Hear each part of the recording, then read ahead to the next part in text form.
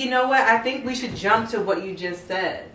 Okay. About that girl. That leads to what our whole podcast is about. I feel like I'm having a full circle moment.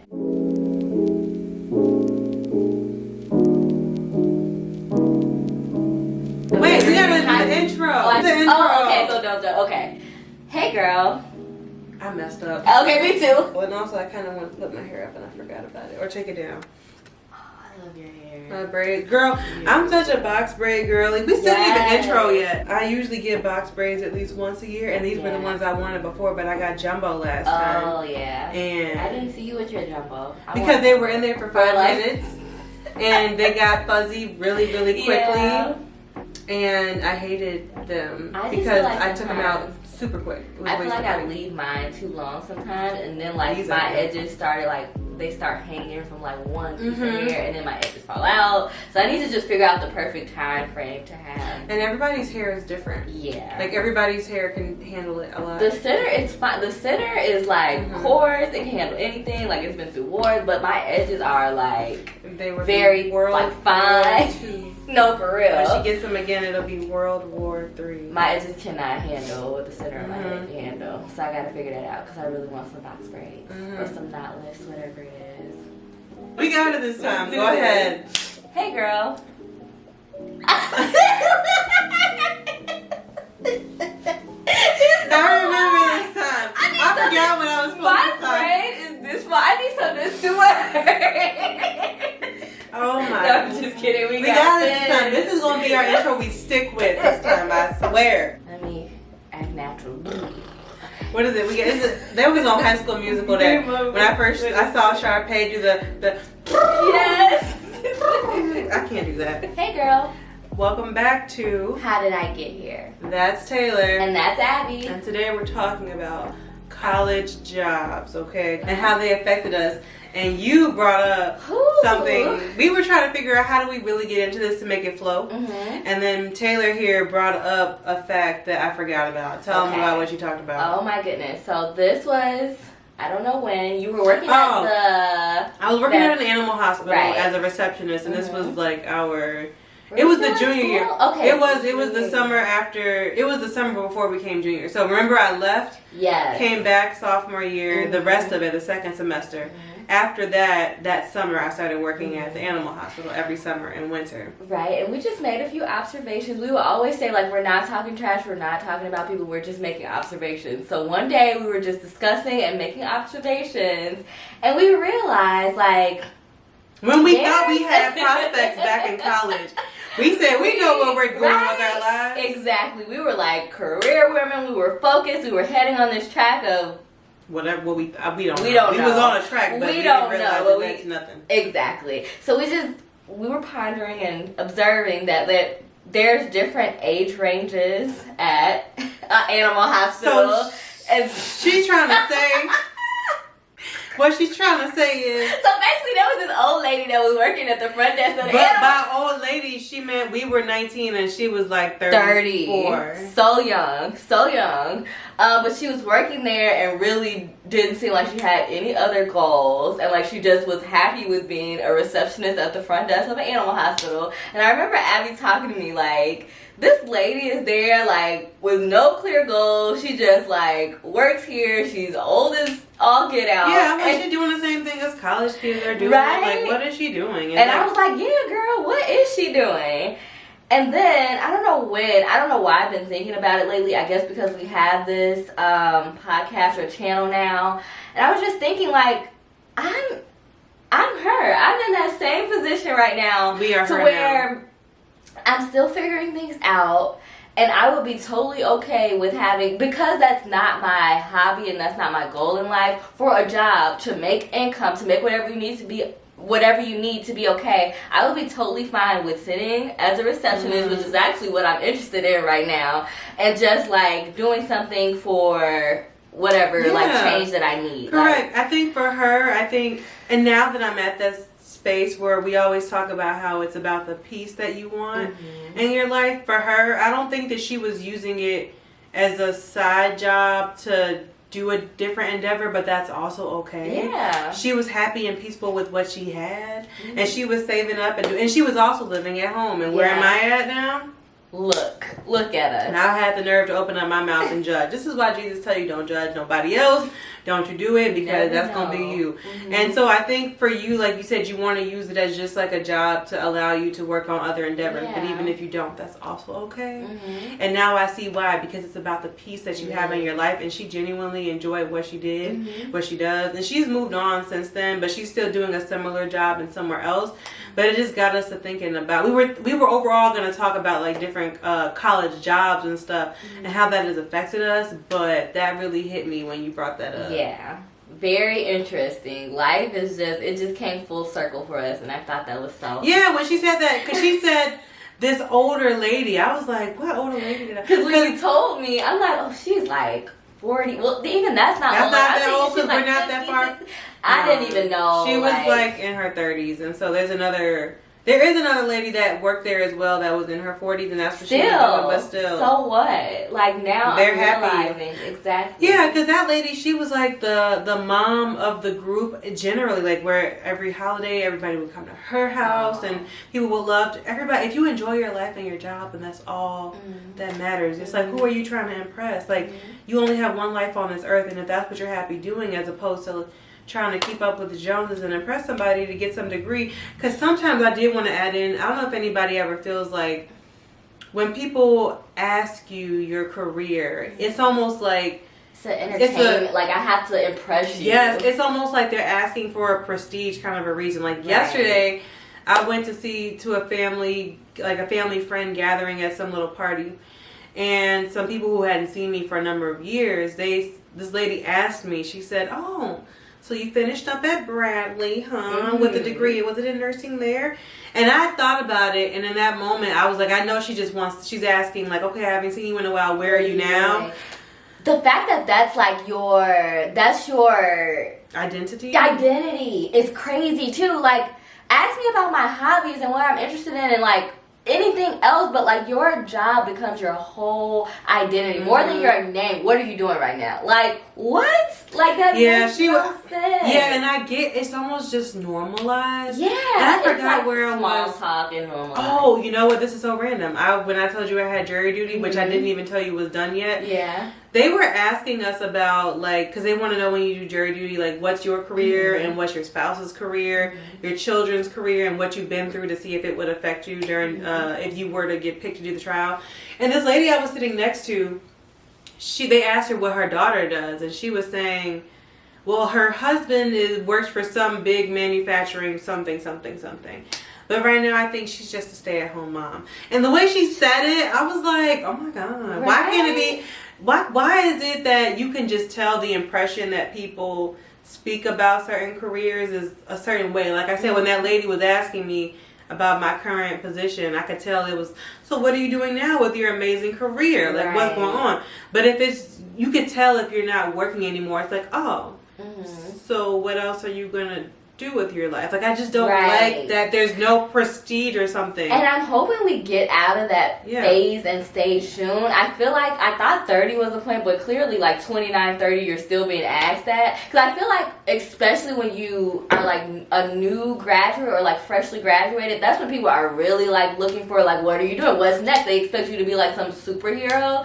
But I thought, no, really. I thought I was getting out of that stage, and I was gonna become like the auntie that asks everybody what they're doing. But people are still asking us too. It's like, leave me alone and let me just be. Can I just be Taylor? Can I just sit in the corner and be Taylor and do whatever makes me happy? That's what you've been. Like, I don't want to entertain you. They expect you to do backflips every time you see them. Like, I'm not here to please and amuse what's your you. job? Yes, what's your career? What's amuse you. Like, exactly. It's just too.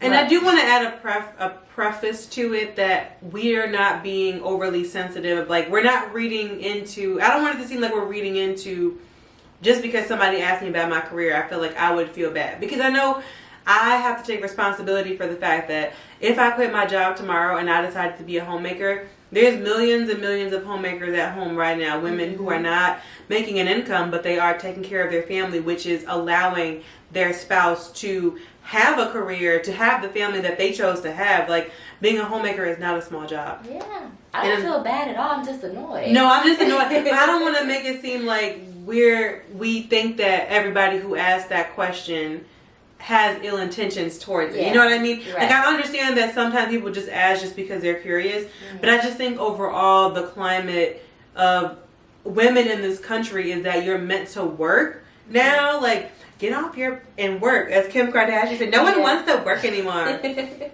But I think it all even comes back to, like, the fact that there's no maternity leave in this country.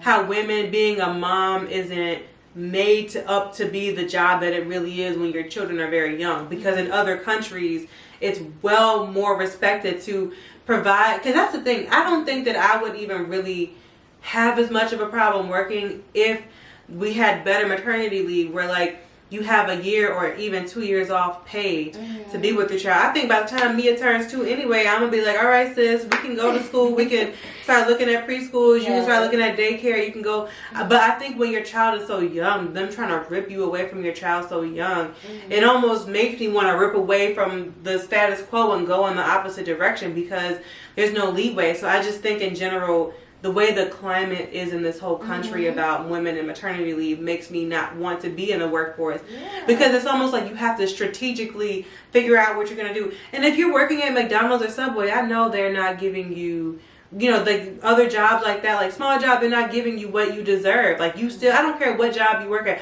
I don't care what you do. You deserve a lot of time off pay. This is me on my soapbox right now. But I'm blessed to have a job where I could at least have 12 weeks off pay, but that's still 3 months. When my baby was 3 months, I was still crying going back to work, you know? Yeah. So I just don't want to make it seem like we're being sensitive about people talking about us. Yeah. And when I get it's a part of small talk. But we know the overall climate is like, I know when people are, like that lady during jury duty talked about her own daughter. I think she's just a homemaker right now. Like, the way she said it, I was like, it could be more prestige. Like when that lady was asking me, so Bradley, you're a nurse. Where his voice. You could just, that was her low key. I'm not even exaggerating. That was her voice. But that was my soapbox. I hope I made my point. Yes, for sure. Did you have anything else to add, or do you want to get into the? I don't think so. Get into our college. We can get into our college jobs. So I will start with. Actually, let me start with this. Before getting my first job, and I feel like I was kind of late to the game, I guess you can say, I didn't get my first job until maybe my sophomore or junior year of college. I know I was living in a single dorms, but it was one of those years, so I was pretty late, because I feel like a lot of people around me had jobs, why I was so intrigued, or why I wanted to work so much. So I ended up getting like all 3 of my jobs in college around the same time. So it's hard. I think one of them that I'm going to talk about later came before this one, but I'll just start off here. Yeah, because they pretty much all came like back to back. I think one might have been in December, the next one January, so that's the only reason why it's a year difference, but not really. But my first job experience was working for Jones Bros Jewelers. That was my off-campus job in Peoria, surrounded around Bradley University. And that came through an old member of Fashion Focus Club. I was a part of that organization, and she was too when she was in school. And when she graduated, she contacted us through an advisor. I don't know if you remember Kendra Brandis. Was she your advisor too? I feel like you were connected to her somehow. I can't remember. Okay. Well, Kendra Brandis was my advisor, and she contacted the lady. Her name is Allie. She's my only Facebook friend because she found my page. I don't know how. I'm not even her Facebook friend. I don't know how this lady, I don't know what she did, but she found, I had to make it through school, and then I ended up using it to be like nosy and stuff. Y'all don't tell nobody. But anyway, she found me, so shout out to you, Allie girl. This is how I got my first like real big girl job experience. But she contacted our advisor, and she asked like if any girls from Fashion Focus Club wanted to volunteer for the company that she was working for, which was Jones Bros Jewelers. So we ended up saying yes, and we gathered in somebody's car, I don't know who, and ended up driving ourselves to Jones Bros Jewelers years. And we did, like, we were very professional, and like we just stayed the whole time, did what we were supposed to do, and they were so impressed with us that they asked us to come back for more volunteer experiences, and also to just like, I think me and one other girl, we ended up working with them. So what year was this in college, you said? I don't know if it was junior or sophomore. I feel like It must it have was junior been. year. Was it? Because I feel like I don't even remember this. Yeah, I don't think you were there the first Was it sophomore time. year? Because I wasn't there. Where was I? I was in, I can't remember because I was in the same, I remember The my same dorm for 2 room. years. Oh yeah, I do not remember. I think I only worked for 2 years though.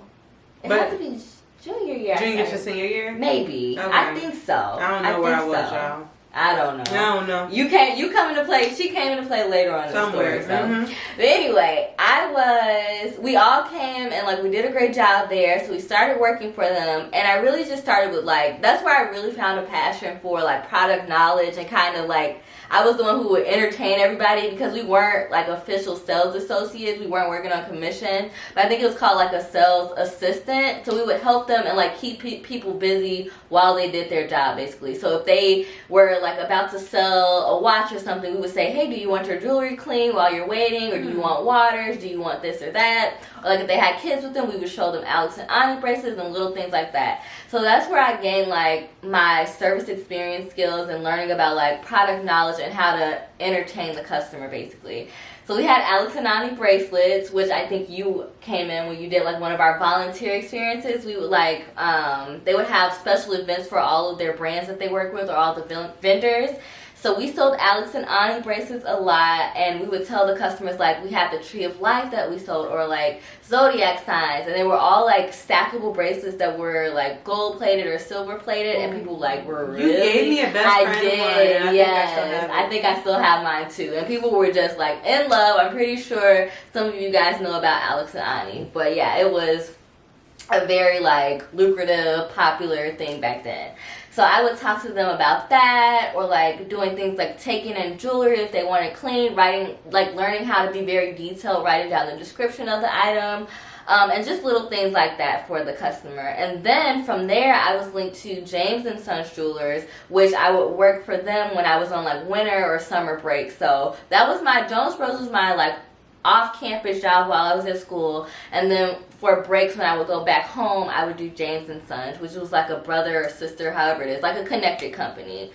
And there I really it was still like a sales assistant position, but I got into like more so like product knowledge again, and just learning more so about like their engagement rings and all of that fun, exciting stuff. So like little like insider, but like if the sales associates kind of knew that it wasn't somebody that was ready to buy today, I would kind of take over for them and like show them around the store and do all the fun stuff until they were like committed and ready to purchase. And that's when they would get like a sales associate that was on commission, basically. So as a sales assistant, I would talk to them about like there was a popular brand called Takori for engagement rings. I would talk to them about like the cut, color, clarity, carat of the ring, and just really showing them all of that. If they wanted like a brighter or whiter diamond versus a yellow diamond, a warmer diamond, if they wanted white gold, whatever, like if they wanted cushion or princess, all the fun stuff. I would get to show them all of those little details, and of course carat, which a lot of people find important. I would talk to them about that. And then we had like, it was a brand called Hearts on Fire. They had like a little, what's it called, a telescope or something. So you would show them the diamond under that and just like really entertain the customer, which I loved so much. This is before life got real. So I was having so much fun doing all of that and like basically entertaining our customers. One thing I will say, it was a smaller company, which is why I decided to move on to the company that I worked for like more presently or like currently. It was a smaller company and there were slow times. People aren't always coming in to like shop for an engagement ring. They're not just stopping in to make huge purchases. So there were like downtimes, and me as an introvert, I did not like when I don't like having to do a whole lot of busy work or having that like small talk just because nobody was in the store. So I would say that's the only thing that really was like what I didn't like about the job, just having like too much downtime, honestly. And that's why I decided to go towards a bigger like corporate business. But overall, I would say those experiences were pretty fun. My third job there, which will link both of us, is the Bradley Fund, which I would work for when I was on campus. And that was also a great experience. We would call alumni and basically ask for funds for different organizations on campus. And that, I'll let you, Abby, talk about that a little bit more and how amazing that was. Well, those are my experiences. Well, see, what happened was, I don't really remember my timeline. I'm going to make this timeline up for the Bradley Fund because it kind of makes no sense. But basically, freshman year, neither one of us had a job. That, you know what?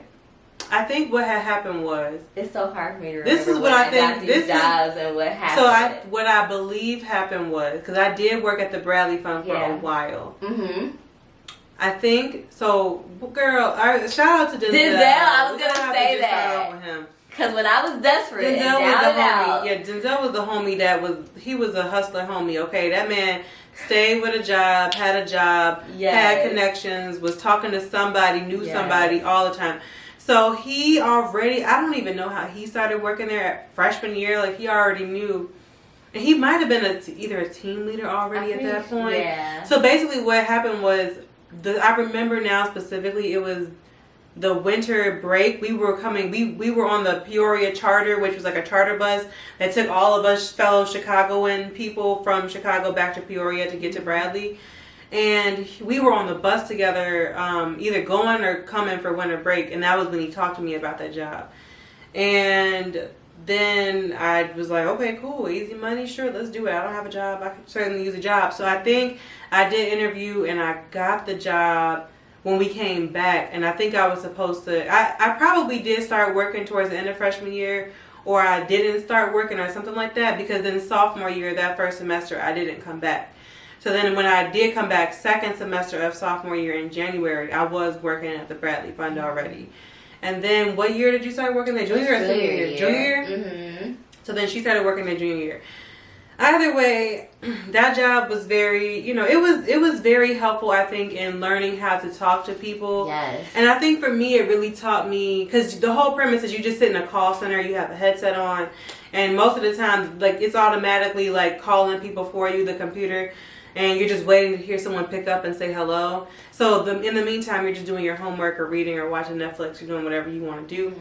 But I think it really taught you how to just do a job and be polite and not take anything personally, is what it taught me, to not be because sometimes people would allow the fear of the people on the other line being mean to you to not allow you to do your job. This one girl, I will never forget, they didn't realize that they literally track, like, your computer, what you're doing on it is constantly being tracked, because it's just the work computer. Nobody. She wasn't calling anybody. Mm-hmm. She just had it paused the whole time. Horrible. And so she was like, you know what, it's fine. Like, some people would go days without getting a donation, and that wasn't abnormal. Mm-hmm. And so I think she got discouraged because she wasn't getting any donations, and so she said, what difference does it make? So she just wasn't calling anybody. And so then she wasn't my person. I don't think she was on my team, but she was on someone else's team.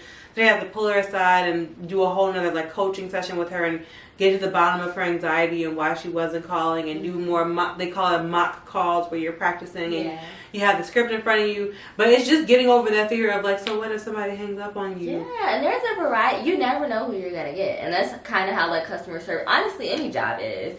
Which is why it teaches you that. It teaches you to just do your job no matter what. You never know. You would get those people that, like, went to school in the 70s and, like, will talk to you about their, like, wild, party stories. Yeah. And, like, it was just a variety. There would be some people that didn't want to talk, or there would be some people that would, like, not want a long conversation, but they still wanted to donate. You just never know. So there were so many different people. And it doesn't matter, because you will never talk to that person again in your life. It don't matter. Exactly. And sometimes you would get some real cool folks that went to school in the 60s and they were older and they had all kinds of crazy stories. And so it really helped me to get over the fear of just doing my job without worrying about other people affecting me. And then it gave me some leadership experience as well.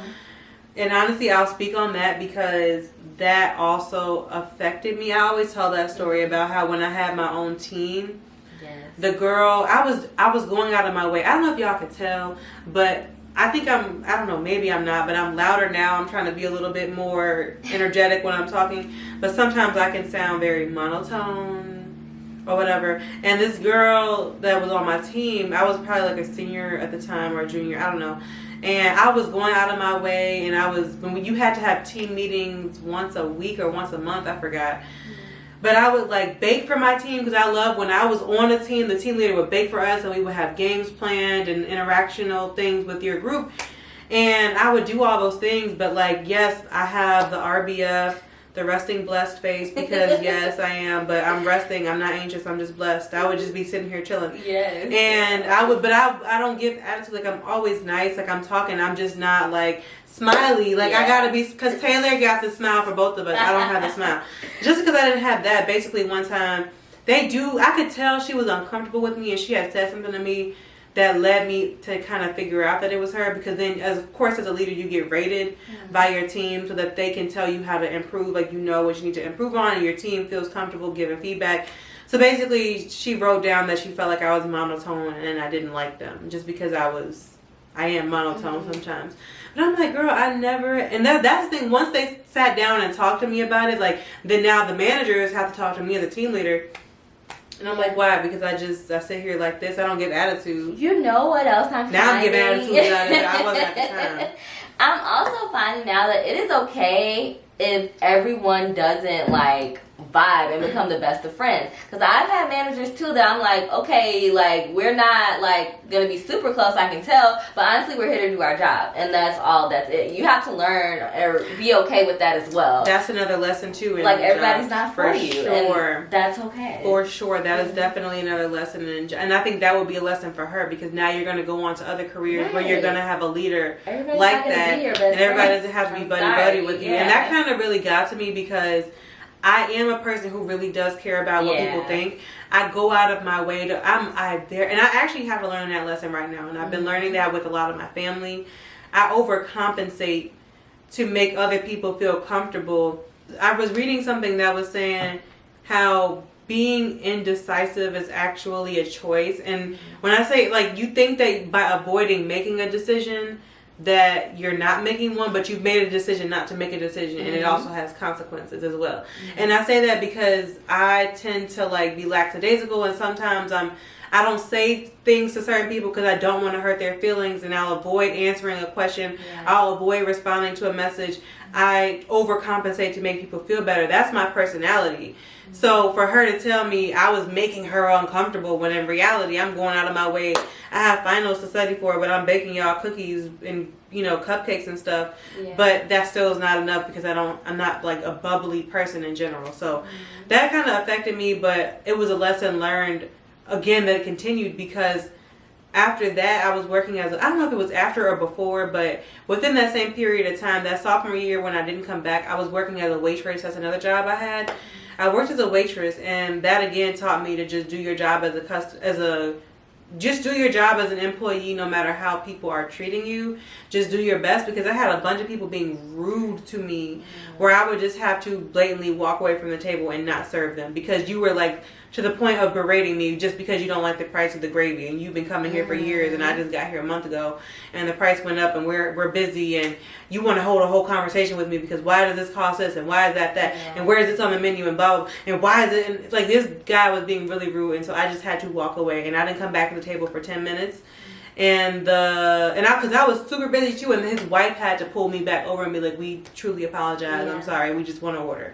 Because I was like, I know y'all not gonna get me in trouble, because tell the manager what you were telling me, and if y'all you didn't like it so much, so you can go ahead and leave, okay? This lady also told me that I was very monotone, like and she complained that I didn't seem bubbly when I was taking their order, and that was another lesson thing learned. I've noticed, a lot of people project like how they're feeling and how their day is going, and when you're working in customer service and jobs like that, like I was saying, you can't take everything to heart, because people, like, you don't know what they went through throughout their day, and people will take out on you how they're feeling, or even how they feel about themselves. Like, she could have felt like she didn't have the perfect personality. You never know. And I've been called all types of things. Oh, she's weird, she's quiet, she's this, she's that. Like, and that, like, I had to learn. You're too smiley, you're not smiley enough. Exactly. I had to learn, like, that's not me. That's something you have. To even say that out loud, there's something, like, else wrong with you that I cannot take personally. Like and it's hard. It's very hard as a very sensitive person. I've learned that, but you just can't take it to heart when people treat you that way. They're projecting, like you said, their own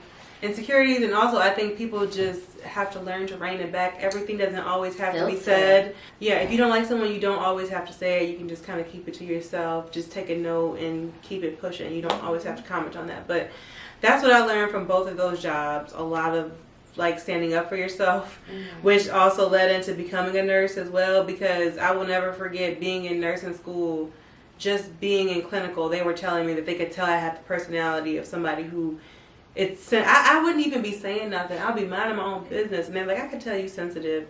Yeah. I'm like, I was just existing. Or you're too nice. Like, or I had a boss tell me, like, don't say please. I was raised since I don't know when to say please and thank you. Like, I'm not saying it like begging you, but I do say like, oh, can you like help me with this really quick? Like, please. I just put please at the end of stuff. And it's not because I'm like super nice or whatever. It's just who I am. That's a whole other video I wanted to do about like how the ways your job changes you, like the way they force you to be somebody that you're not, and it's just super not great. Thinking about those were like my main jobs. I had the Bradley Fund, like I said, and then I was working as a waitress, and that's really what I learned too about the not taking things personally, or even, you know, when we all make mistakes. Girl, I can't tell you how many times as a waitress I would make a mistake and people would like, we are at a mom and pop restaurant. Right. We ain't even at no Michelin 5-star. Yeah. And it was one time I'll never forget. Like, I think one time, it didn't even take me that long. I accidentally threw away the paper where I took this family's order.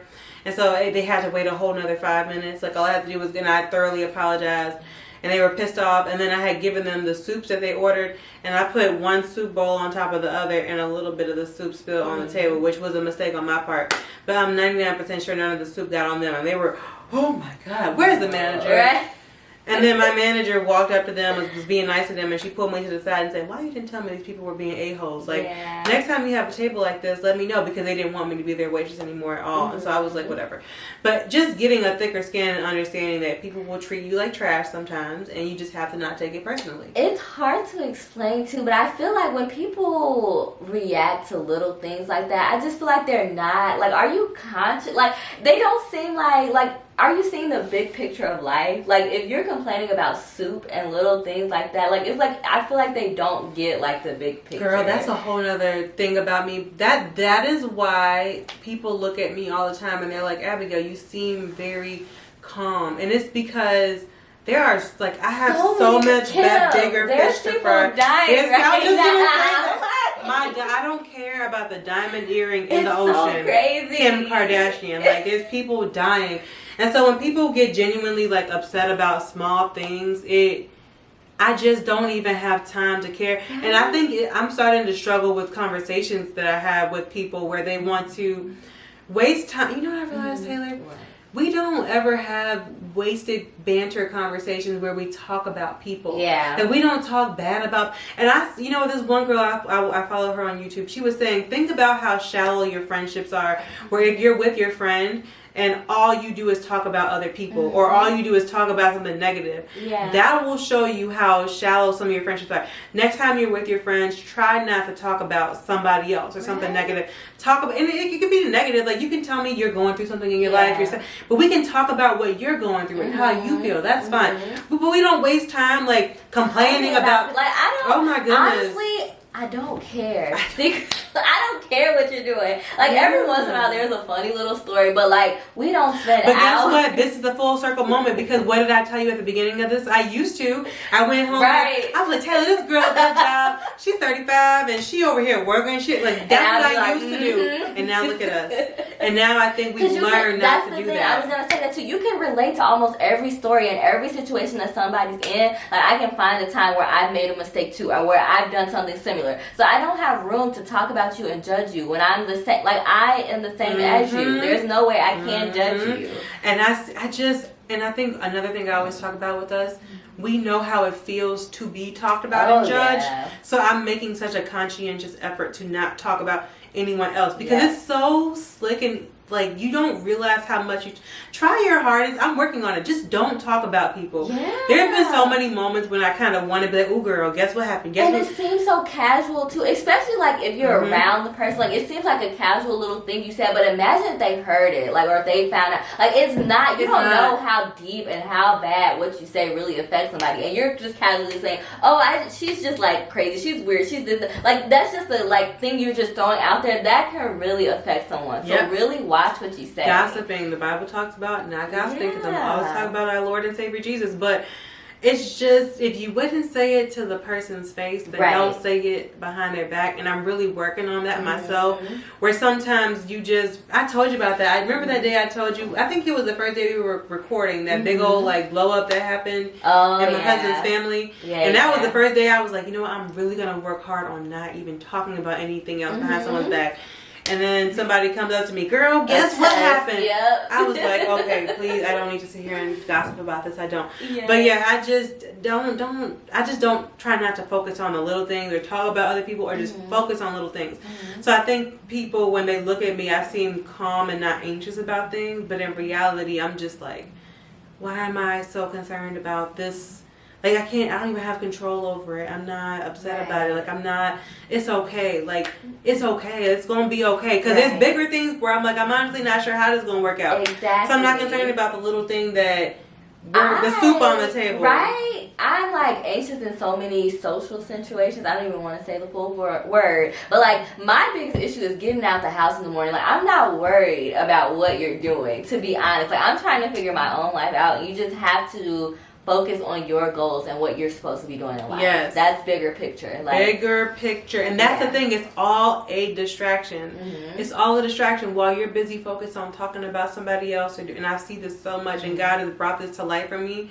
When you see yourself focused on other people so much, and you so busy sitting there talking about them, what about you? Like, what are you doing with, there's so many, you can take that same energy you're taking to just talk about somebody else, and if you just put that 5 or 10 minutes towards something that you want to improve in your life, that time be adding up. And I've been saying too, like, putting it into yourself, but also like, do something, like, you don't know what that person is going through. Like, if you want to do so much and talk so much, do something to help them, or have a conversation with them and ask them what's going on. Correct. You know, it's little things like that. And if you don't want to do that, then it's really not your business. Right, just be quiet. It's really not even your business. Close it up. You know? 100%.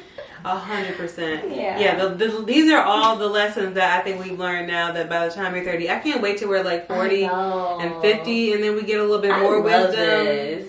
I forgot who I was for the gray hairs and knowledge. Who was I just talking to? I was talking to somebody yesterday or a couple days ago. They were saying they never. Oh, I think it was my mom and girl.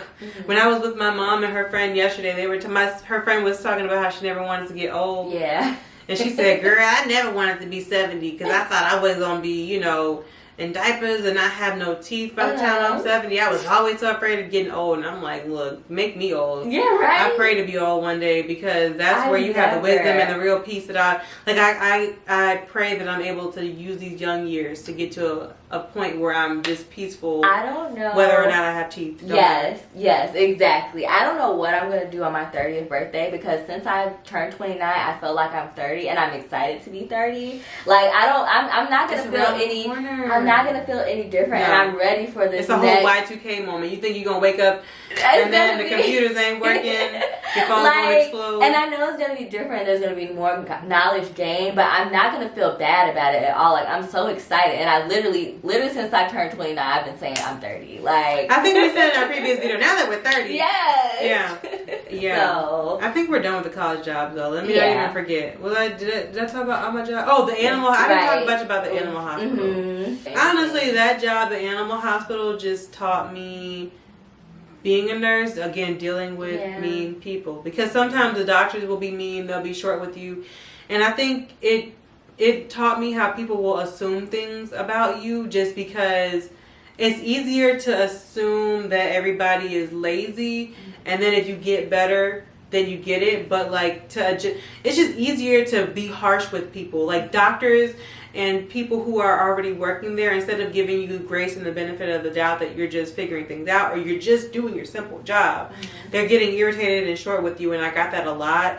But this guy, oh man, rest in peace, he passed away. This guy I used to work with, he told me, he said, Abigail, why are you so afraid to just do your job? He said, if they're gonna be mean to you, and he said they're gonna be a-holes to you anyway, then why are you afraid to approach them and just say what you need to say? Because I learned that too, and I kind of get a joy out of that too. Like when somebody crosses that boundary in the line, I'm like, oh, so now I can say what I need to say too. I'm glad you crossed it. So yes, that was a word that he gave you. It was specifically for me. It was with, so for example, some of the doctors, the veterinarians.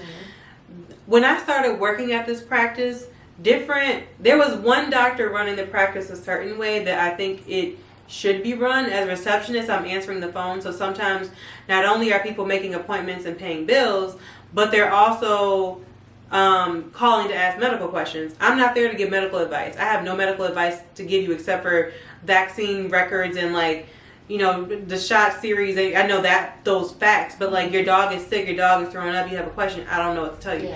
So I'm supposed to pass you on to a veterinarian. I'm supposed to be able to leave a message in the system for them to get back to you, or I'm supposed to be able to go see if they have a free moment and feel comfortable approaching them and just asking them, do you have a moment to talk to Mrs. Jones? She has a question for you. No? Okay, I'll leave you a message. Yes? Okay, she's on line 1.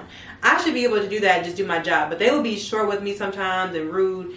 And he'd be like, what do you want? Like another doctor. So the doctor number 1 that used to run the practice, he would be like, he would take the phone no matter what he was doing. If he had a moment, his business was his pride. The other doctors that would run the business, I had to walk up to him and ask a question. It was kind of annoying. It's like they would be very annoyed sometimes. Like, what do you want?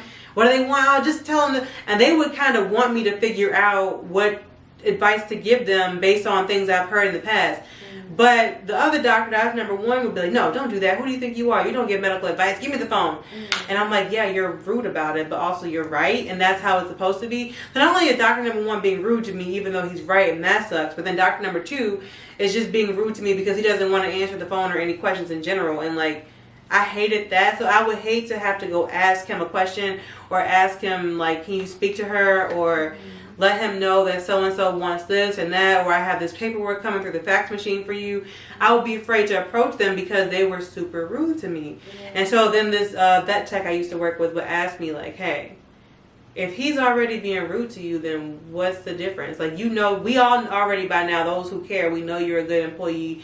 They honestly know you're a good employee. So just go up to them and do your job. And if they want to be rude, if they want to ignore Mrs. Jones, then that's on them. And then they're going to have to answer to Mrs. Jones when they see her in the face, because they don't keep that same energy when they actually see the client. They put on a happy face, but they're rude to us. I don't like that either. So they're going to have, and then that's the thing, and they would have to, because I would have to leave messages for them, and sometimes they would never answer the messages, and then people would be calling back, why didn't they answer the message?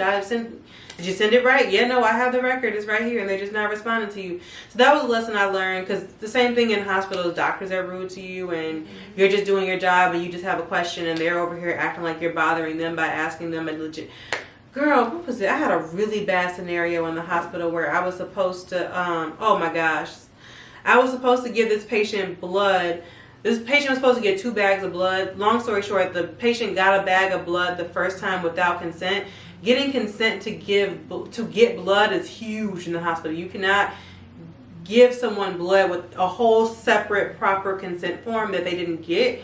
And the first nurse started it. I started my shift with that bag going, and then by the time I had to give him the second bag, I was starting over with the proper procedure to give the blood, and there was no consent, so I couldn't give it. I had to send the blood back, call the doctors, and they were like, well, didn't they already get us a bag of blood? I don't have time. And they were pissed off.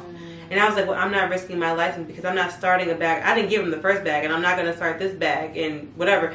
So the doctors were pissed at me for that. And that's why I'm saying, well, I'm just going to do my job. And this patient, the hemoglobin is like 3, but that's not on me. And you're going to be rude to me about that. And you're making the patient suffer because, yes, another nurse made a mistake, but that's not the point right now. This patient needs X, Y, and Z.